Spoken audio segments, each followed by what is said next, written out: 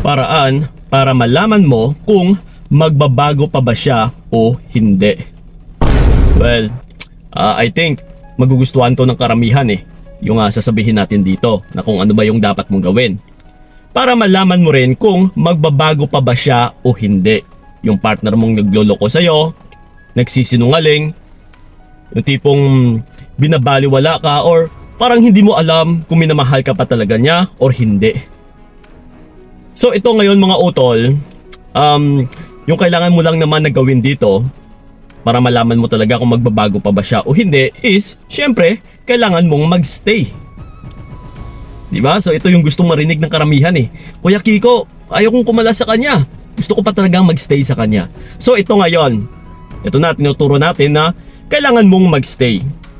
Yes, of course, utol, para malaman mo rin talaga kung may pagbabago or kung hindi na ba talaga magbago. Pero again, uulitin ko, for sure nagawa nyo na to na magstay sa kanya. So yung tanong, nagbago ba? Diba? Well, ito na kailangan mong gawin is yung magmasid ka muna sa kanya. Diba na that's why kailangan mong magstay. Pero sa pag-stay ninyo utol, kailangan is step backward ka muna. Kasi under observation pa pinagmamasdan pa natin siya. Kasi sa totoo lang, dati nangyari na rin ito sa akin.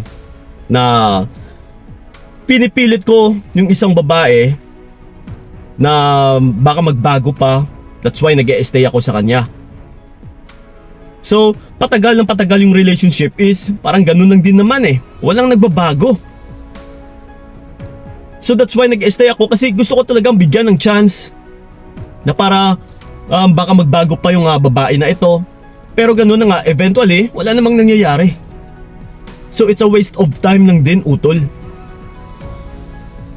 So ang kailangan mong gawin dito, habang binabantayan mo siya or habang pinagmamasdan mo pa lang siya, is kailangan talaga wag mo nang ibuhos yung lahat-lahat sa kanya. Kasi at the same time ay kumukuha na rin tayo ng buwelo. Dahil what if kung hindi na talaga magbabago? Kasi magagaranti ako sa inyo na kung nasasaktan man kayo, nahihirapan sa mga partner ninyo, ito mga utol 99% for sure hindi na po yan magbabago. Kasi yan na yung kinakaugalian niya Yan na yung nakasanayan niya kumbaga. So diba, maliit yung chances na may magbabago, which is 1% lang sa 100%. Yung 99% talaga is kung ano talaga yung ugali or yung karakteristik ng tao, is yan na yan. Mahihirapan ka na dyan magbago utol or magpapabago sa kanya. So ngayong nahihirapan ka is ito na po yung sinyales, dahil resulta na po ito na kung ano yung meron sa ugali niya. Pero yung malaking tulong dito is habang minamasdan mo siya, kailangan talaga is mag-step backward ka. Dahil kumukuha ka na rin ng buwelo. Kasi ganun na nga, kung hindi man siya magbago, at least dahan-dahan or napaunti-unti mo na tinanggal yung or yung pag-detach mo sa kanya, na tinatanggal mo yung pagmamahal mo sa kanya. Kasi yung iba dito is naghihintay nga ng pagbabago, pinagmamasdan yung partner, pero yung pagmamahal is ganun pa rin, binubuhos. So paano ka makakawala sa situation na ito? Paano ka makakaalis sa partner na ito na wala namang kwenta kung ikaw mismo ay panay buhos ka pa ng pagmamahal mo sa kanya? Once na under observation pa lang yung isang tao or yung partner mo, kailangan talaga utol is wag mong ibigay lahat-lahat. Kasi ganun na nga, iniobserbahan mo pa siya Bakit mo ibubuhos lahat-lahat? Bakit mo pa ibibigay lahat-lahat?